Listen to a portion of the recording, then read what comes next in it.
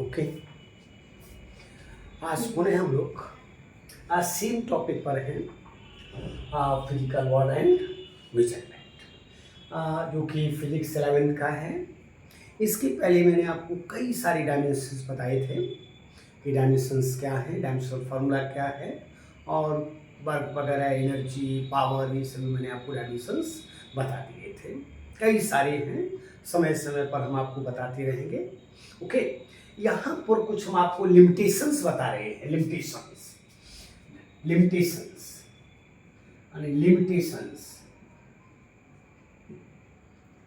Limitations of dimensional analysis.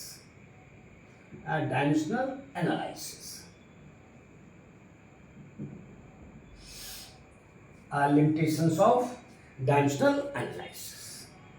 इसमें सबसे पहला लिमिटेशन है कि इससे हम प्योर नंबर की जानकारी प्राप्त नहीं कर सकते, ठीक है ना।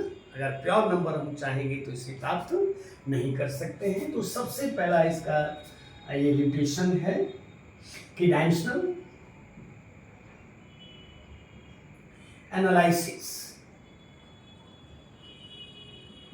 gives no information about pure numbers,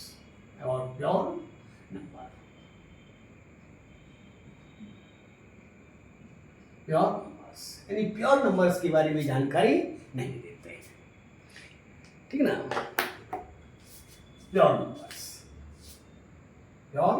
numbers के बारे में जानकारी नहीं देते, कोई इंफॉर्मेशन नहीं देते। जैसे कि आप चाहें कि हमको s बराबर हाफ AT² निकालना है। सपोज ये s, a और t में रिलेशन निकालना है, हम इसे निकाल लेंगे, लेकिन इसके बारे में हम जानकारी प्राप्त नहीं कर सकते डायमेंशंस की सहायता से। सपोज कीजिए कि आपको विस्कस फोर्स निकालना है 6 पाई ईटा r into v।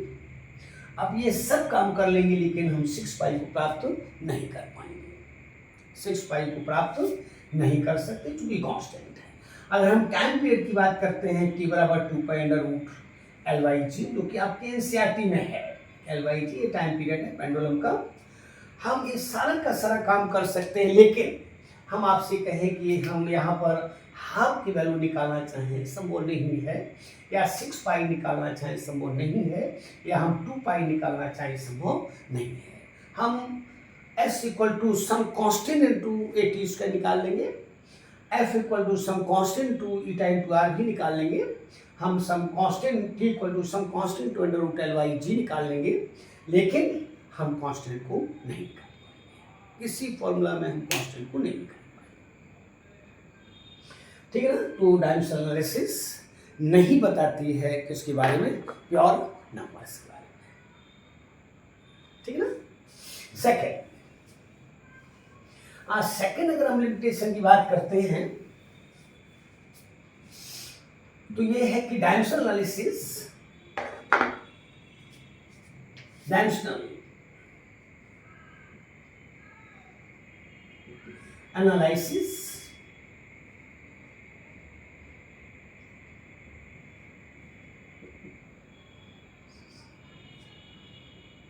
gives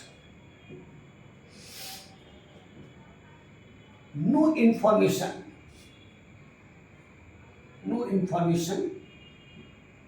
about the dependence of a physical quantity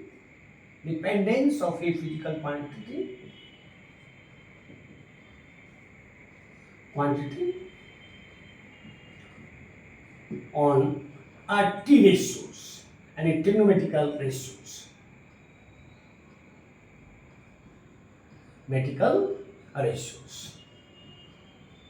हम इससे T रेशियोज के बारे में जानकारी प्राप्त नहीं कर सकते। Gives no information about the dependence of a physical quantity on T ratio. जैसे सपोज कीजिए कि आपको y equal to a sin omega t चाहते हैं, नहीं प्राप्त कर पाएंगे। आप वर्क इक्वल टू लिखा करते हैं F into S into cos theta, okay. आप लिखा करते हैं टाउ इक्वल टू लिखा करते हैं FR साइन थीटा, ओके, तो यहाँ पर जो आप देख रहे हो, यहाँ पर जो देख रहे हो कि आपको y इक्वल टू ए, इसको हम प्राप्त नहीं कर पाएंगे, हम इसको प्राप्त नहीं कर पाएंगे, हम इसको प्राप्त नहीं कर पाएंगे, क्योंकि आप देख रहे हो कहते हैं dimensional analysis gives no information about dependence of a physical quantity on trigonometrical ratios. तो इस प्रकार का कहीं पर कोई एक्सप्रेशन है या इस प्रकार का कोई एक्सप्रेशन है, हम इसको प्राप्त नहीं कर पाएंगे। किसके द्वारा?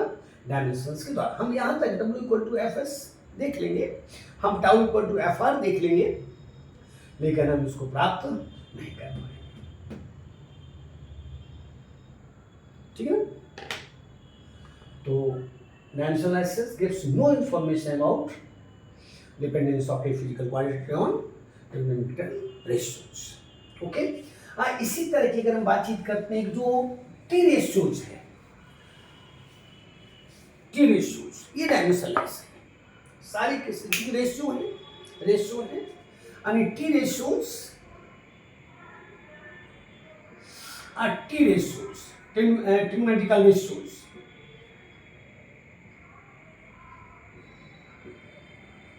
Ratios are dimensionless. Are dimensionless. सब जानते हैं कि जितने भी टी रेशियोज हैं सभी कैसे हैं? डायमेंशनलेस, क्योंकि रेशियो है ये। जैसे साइन थीटा को आप लिखते हैं पी बाई एच के, कॉस थीटा को आप लिखते हैं पी बाई एच के, यानी साइन थीटा इक्वल टू हुआ करता लंब बटे कर्ण, कॉस थीटा हुआ करता आधार बटे कर्ण, टेन थीटा हुआ करता है लंब बटे आधार। तो ये सब क्या है? रेशियो है, लेंथ बाई लेंथ है, डायमेंशन लेस है। तो जितने भी टी रेशियोज हैं वो डायमेंशन लेस हैं। जैसे इस केस में अगर आपसे कोई कह दे, जैसे मैंने आपसे कहा कि f इक्वल टू लिखा हुआ है a sine omega T, f equal to लिखा हुआ a साइन ओमेगा टी, और आपसे कह दे कि what are the dimensions of a, what are the dimensions of a, तो यहाँ पर since sine omega T, since sine omega T is dimensionless, ये डायमेंशनलेस है, ये डायमेंशनलेस है, इसलिए ए बराबर किसके हो जाएगा? एफ के हो जाए, फोर्स है, और हम इसको लिख सकते हैं एम एल टी इनवर्स। तो टी रेशियोज डायमेंशन लेस है, ठीक ना? जैसे मैंने आपसे कहा कि y equal to a sine omega t, और मैंने आपसे कहा कि ए के डायमेंशन सब बताइए, तो फिर वही बात है कि since sine omega T is dimensionless, is dimensionless, ये डायमेंशनलेस है, इसलिए ए बराबर हो जाए किसके? y की, और y डिस्प्लेसमेंट है, एसएचएम का है, तो m0 l और t0, यानी l इसके डायमेंशंस हो जाएंगे। तो ध्यान रखेंगे कि जो टी रेशियोज हैं वो डायमेंशन लेस है, ठीक है ना? तो बाई चांस इस तरह की कोई बात आपसे कर दे तो ध्यान रखेंगे जितने भी टी रेशियोज हैं वो सभी डायमेंशन लेस है। और एंगल्स भी डायमेंशन, क्योंकि एंगल की डेफिनेशन हुआ करती है arc upon radius, length upon length, इसलिए ध्यान रखेंगे एंगल्स जो हैं भी डायमेंशन लेस है। Angles are also dimensionless, angles are also dimensionless, angles are dimensionless, ये भी dimensionless है, dimensionless है। जो एंगल्स हैं वो भी dimensionless है, angles are dimensionless। जैसे सपोज कीजिए मैंने आपसे कहा, जैसे सपोज कीजिए मैंने आपसे कहा फॉर एग्जाम्पल, जैसे मैंने आपसे कहा for example the force acting on a particle varies according to the equation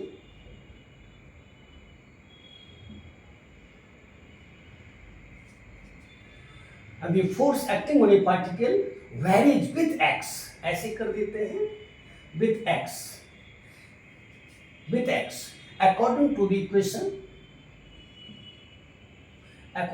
equation, mean F equal to A sin BT। और मैं आपसे पूछ दूं कि the dimensional formula, the dimensional formulae of A and B are, ध्यान दीजिएगा, A and B are। इस तरह का क्वेश्चन बना सकता है, आपको इजी वे में कर सकते हो। सबसे पहले तो आप A के बारे में कहिए। तो जब A के बारे में आप कह रहे हो तो सबसे पहला एक सेंटेंस जो अभी आपने लिखा था कि since a T ratio is dimensionless,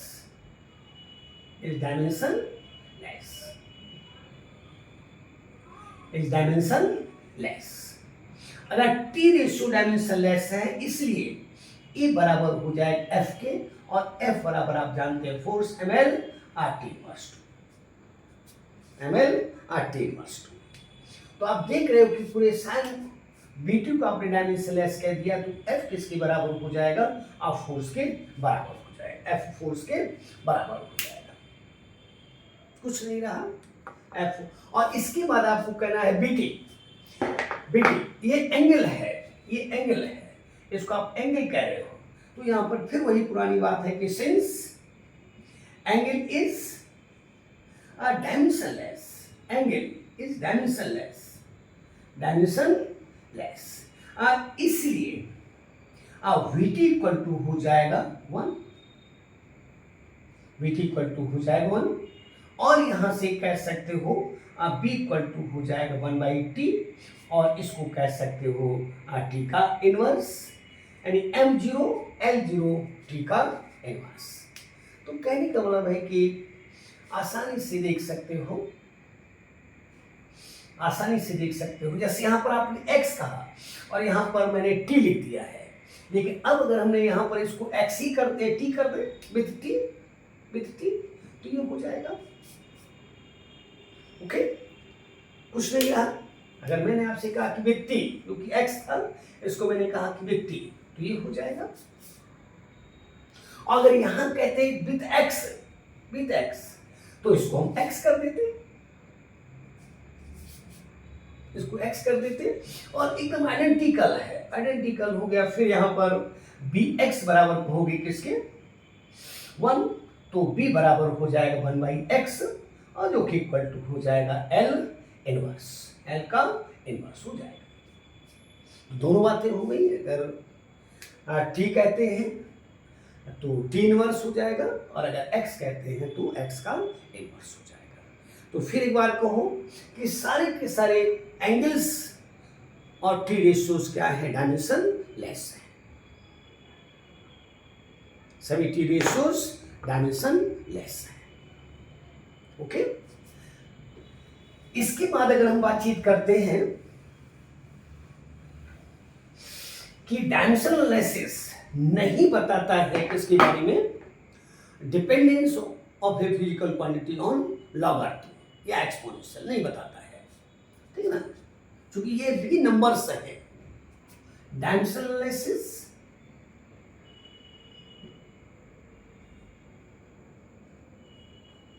dimensional analysis gives no information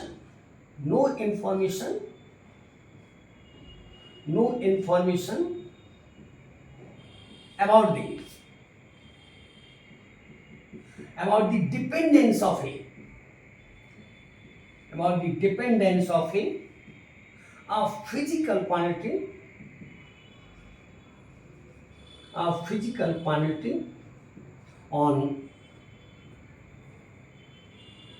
logarithm and exponential।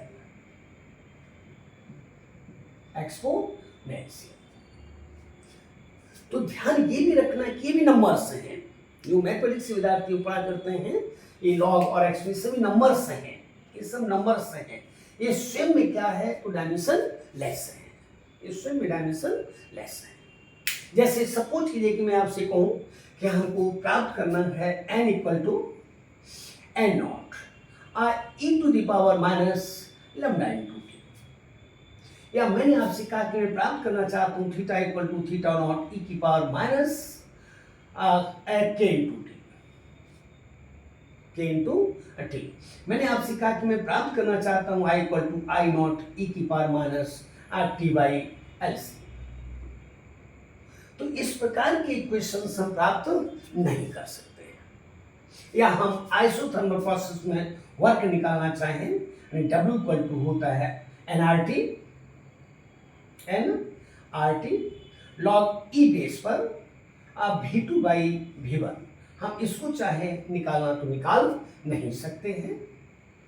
Okay, इसमें इस प्रकार का फॉर्मूला हम नहीं बना सकते हैं, हम इस प्रकार का फॉर्मूला नहीं बना सकते हैं, हम इस प्रकार का फॉर्मूला नहीं बना सकते, हम इस प्रकार का फॉर्मूला नहीं बना सकते। ठीक, यहां तक हो सकता है क्योंकि ये डायमेंशन लेस है, ये डायमेंशन लेस है, ये सब एक्सपोनेंशियल या लॉग सभी डायमेंशन लेस है, कारण ये नंबर है। ओके, तो फर्स्ट ध्यान रखेंगे कि डायमेंशन लेस नहीं बताती है नंबर्स के बारे में। सेकंड ध्यान रखेंगे कि फिजिकल क्वांटिटी रिसोर्स के ऊपर डिपेंडेंट है, इसकी भी इंफॉर्मेशन नहीं देता है। सभी टी रिसोर्स डायमेंशन लेस हैं, सभी एंगल्स डायमेंशन लेस हैं, ये लॉगरिथम और एक्सपोनेंशियल ये स्वयं नंबर्स हैं, ये डायमेंशन लेस हैं। ओके, तो इस प्रकार के एक्सपेंसेस को प्राप्त नहीं कर सकते हैं। ओके, और इसके बाद फिर ध्यान रखें जो पावर्स होती हैं वो हमेशा डायमेंशन लेस है। Powers are dimensionless, powers are dimensionless, powers are dimensionless, dimensionless. Powers कैसी हैं, डायमेंशन लेस है, पावर्स आर डायमेंशन लेस। जैसे मैंने एग्जाम्पल के तौर पर आपसे कहा, for example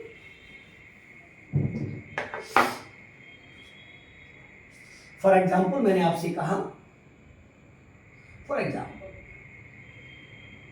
okay, the velocity, the speed कहते हैं, the speed of a particle, the speed of a particle, the speed of a particle varies with t, with time t, according to the equation, according to the equation v equal to beta, v equal to beta by alpha into e to the power minus alpha into t, where alpha and beta are constant, where alpha and beta are constant.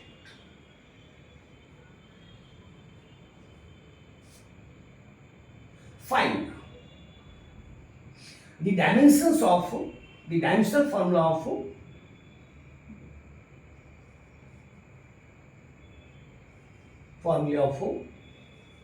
Alpha and beta. इस प्रकार का भी question आपसे कर सकता है, एकदम आराम से बना सकते हो, इस प्रकार का भी क्वेश्चन आपसे कर सकता है। ध्यान दीजिएगा कि आपने कहा कि ये स्पीड है और ये टाइम है, और अल्फा और बीटा को आपने क्या कहा है, कांस्टेंट कहा है, और आप चाहते हैं कि अल्फा बीटा के आप डायमेंशंस निकालें। तो उसमें एक तो आपने कहा कि पावर जो है कैसी है, डायमेंशन लेस है, तो सबसे पहला आपको इसका यूज करना पड़ेगा, जो उसको मैंने हटा दिया है। फिर एक बार देख लो कि speed of a particle varies with time according to the equation b equal to beta by alpha into t to the power minus alpha into t, where alpha and beta are constant. Find the dimensional of alpha and beta. Okay, इस तरह से मुझे दिया गया है। तो यहाँ पर मुझे अल्फा और बीटा के डायमेंशंस चाहिए। हम भी जानते हैं, हम टी जानते हैं। तो यहाँ पर सबसे पहला जो स्टेप आपका है, इसको हम अगर सामने रखते हैं, भी को हम सामने रखते हैं, भी इक्वल टू हिंट में यानी भी इक्वल टू आप बीटा बाई अल्फा और into e to the power minus alpha into t. Okay, अब यहां पर कहते हो कि since power is a dimensionless, since power is dimensionless, इसका मतलब है कि इसलिए अल्फा इंटू टी ये बराबर 1 हो जाएगा, क्योंकि इसके साथ -1 है, नंबर है। ओके, अल्फा इंटू टी बराबर 1 हो जाएगा, और यहां से कह सकते हैं अल्फा बराबर 1/t हो जाएगा, जिसको हम लिख सकते हैं टी का इनवर्स। ये टी ऊपर जाएगा, तो ये डायमेंशंस हो गए किसके, अल्फा के हो गए। फिर एक बार देख लीजिए, हमको नहीं लगता है कहीं कोई कंफ्यूजन है कि आपने कहा कि पावर जो है डायमेंशन लेस होती है, पावर जो है डायमेंशन लेस है, पावर को आपने डायमेंशन लेस कहा है, तो अल्फा इंटू टी बराबर 1 हो गया, तो अल्फा बराबर 1/t हो गया। तो 1/t है, तो टी को हम ऊपर ले जा रहे हैं, टी का इनवर्स। अब यहाँ पर देखिएगा कि ई सेम डायमेंशन लेस है, सिंस एक्सपोनेंशियल ये नंबर्स होते हैं sir, is dimension less, is dimension less. अगर ये डायमेंशन लेस है, अगर ये डायमेंशन लेस है तो खत्म कर दो इसको, ये 1 हो जाएगा। इसलिए आप यहां कह सकते हो, इसलिए v इक्वल टू हो जाएगा बीटा बाई अल्फा की, और यहां से कह सकते हो beta equal to v into alpha की। भी हम जानते हैं एल टी इनवर्स है, और एल को आप अल्फा को आप निकाल चुके हैं, टी का इनवर्स, तो कि बराबर हो जाएगा m0l टी इनवर्स 2 हो जाएगा। ये these are the dimensions of, यानी मास में 0, लेंथ में 1 और टाइम में -2 है। तो फिर एक बार कह दोगे कि ई और पावर हमेशा कैसे होते हैं, डायमेंशन लेस होते हैं।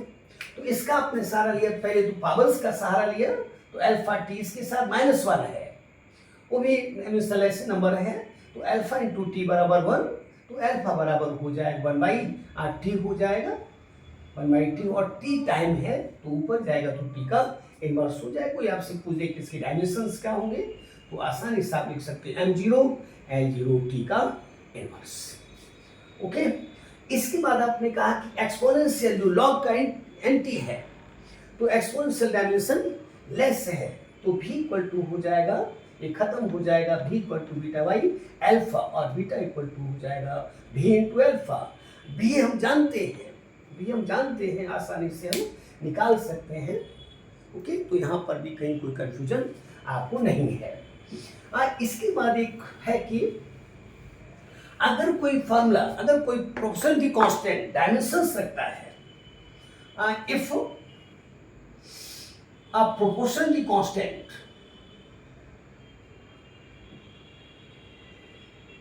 nullity constant has dimensions,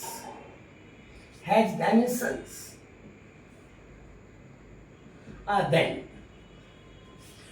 dimensional analysis fails to drive a relationship,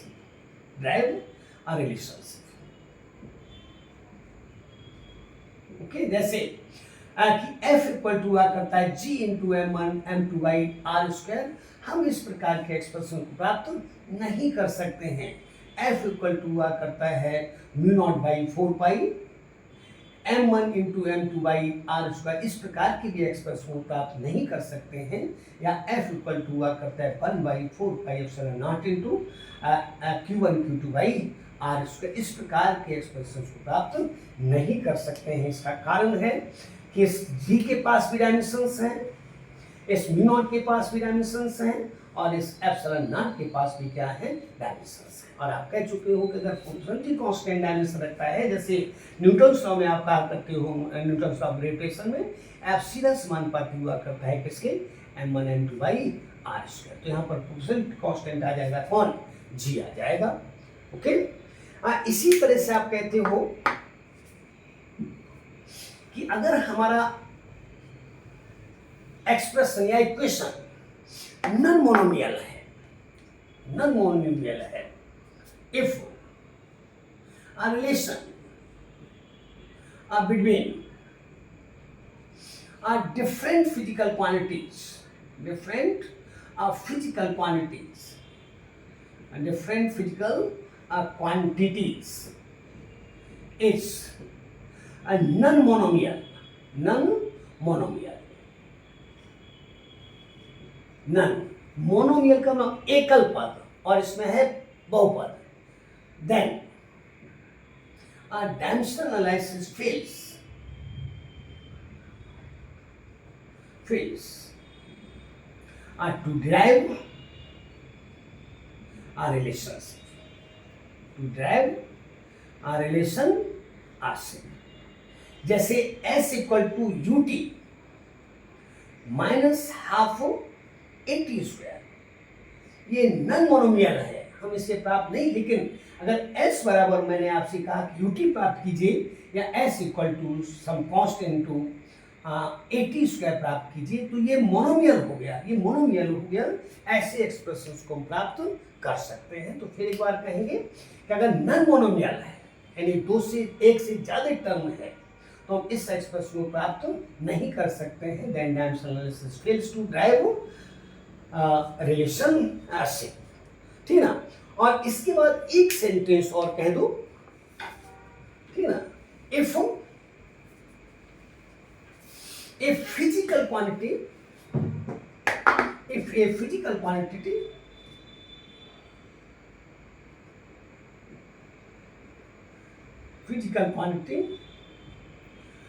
depends upon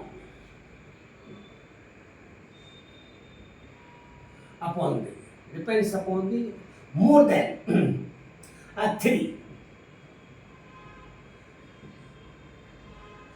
3 physical quantity, then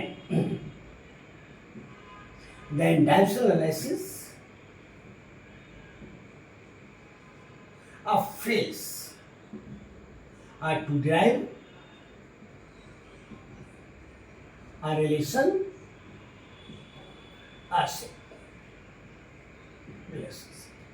मतलब 3 से ज्यादा, 3 से ज्यादा, मोर देन 3। जैसे मैंने आपसे कहा कि सपोज कीजिए कि जो एक फिजिकल क्वांटिटी x है, वो डिपेंडेंट है,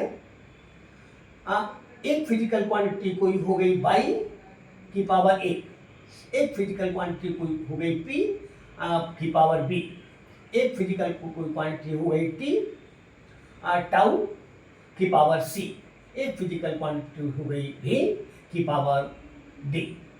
तो देख रहे हो कि x जो है वो 1, 2, 3, 4 के ऊपर डिपेंडेंट है, तो इस प्रकार के एक्सप्रेशंस को प्राप्त नहीं कर सकते हैं। डायमेंशनल एनालिसिस फेल्स हो जाता है इस केस में, dimensional analysis fails to derive a relationship. लेकिन नीट 2025 में जो क्वेश्चन किया है उसमें इस तरह का एक्सप्रेशन है, लेकिन उसमें बहुत अच्छा एग्जामिनर किया था, क्या है कि एक ही यानी 2 पैरामीटर के वैल्यूज निकालने लिए गए थे और इसके बाद वही आंसर था, इसके बाद आगे आपको बढ़ना ही नहीं था। बिल्कुल इजी क्वेश्चन था, जबकि काफी लेंथी क्वेश्चन आपको मिला था, उसको हम देख लेंगे। ओके, तो ये सारे के सारे लिमिटेशंस हैं। फिर एक बार हम कहते हैं आपसे, फर्स्ट है कि जो नंबर्स हैं उनके बारे में कोई जानकारी नहीं देता है dimensional analysis. Sine theta, cos theta, tan theta के बारे में भी कोई जानकारी नहीं देता है, और ये सारी की सारी टेरियस डायमेंशन लेस हैं, एंगल्स डायमेंशन लेस हैं, लॉगरिथम डायमेंशन लेस हैं, एक्सपोनेंशियल डायमेंशन लेस हैं, पावर्स डायमेंशन लेस हैं। अगर हमारा हमारा इक्वेशन अगर नॉन मोनोमियल है तो भी हम फेल हो जाते हैं। अगर हमारी फिजिकल क्वांटिटी जो है यानी मोर देन 3 के अगर ऊपर डिपेंडेंट है तो भी डायमेंशनल एनालिसिस फेल हो जाती है किसमें, इस रिलेशनशिप को निकालने। तो एग्जामिनर है कभी कभी चालाक होता है, वो केवल 2 वैल्यूज को आपके यानी आंसर्स में दे दिया, करेक्ट करके दे दिया और उसी को आप टिक लगा दीजिए, क्योंकि एक ही आंसर होगा जिसमें ए और बी करेक्ट होगा। ओके, तो हम लोग अगली क्लास में यूजेज ऑफ डायमेंशनल एनालिसिस करेंगे। Okay, thank you.